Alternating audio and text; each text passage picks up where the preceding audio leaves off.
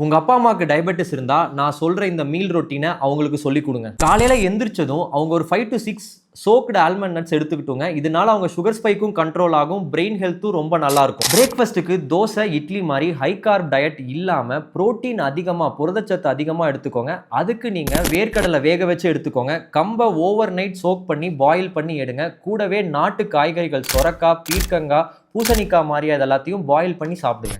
Lunch டைமில் கம்பு, சாமை மாதிரியான மில்லட்ஸை வச்சு கிச்சடி ப்ரிப்பேர் பண்ணி கொடுங்க. கூடவே வெஜிடபிள் காய்கறிகள், கேரட்டு, காலிஃப்ளவர் இதெல்லாம் கொஞ்சம் பெப்பர் தூவி கொடுங்க. சாப்பிட நல்லா இருக்கும். ப்ளஸ் முளைக்கட்டின பயிர் ஆட் பண்ணிட்டா இன்னும் நல்லா பேலன்ஸ்ட் டயட்டாக இருக்குங்க. ஈவினிங் ஸ்நாக்ஸுக்கு நீங்கள் கொடுக்குறது தான் ரொம்ப இம்பார்ட்டண்ட்டான ஃபுட்டு.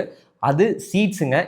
நிறைய வகை சீட்ஸ் இருக்குது. அதை நீங்கள் பவுட்ரு பண்ணியும் கொடுக்கலாம், இல்லை ரோஸ்ட் பண்ணி எடுக்க சொல்லலாம். அவங்களோட டின்னரை 8 மணிக்கு முன்னாடி சாப்பிட சொல்லுங்கள். இதுலேயும் கார்போஹைட்ரேட்ஸையும் ப்ரோட்டீனையும் பேலன்ஸ் பண்ணி கொடுங்க. இந்த மாதிரி ஹெல்த்தி ஃபுட்ஸை எப்படி எடுக்கணுங்கிறது உங்களுக்காகவும் உங்கள் ஃபேமிலிக்காகவும் சொல்லிகிட்டே இருக்க போகிறோம். ஸோ ஹெல்த் ஈஸியாக மறக்காமல் ஃபாலோ பண்ணிக்கோங்க.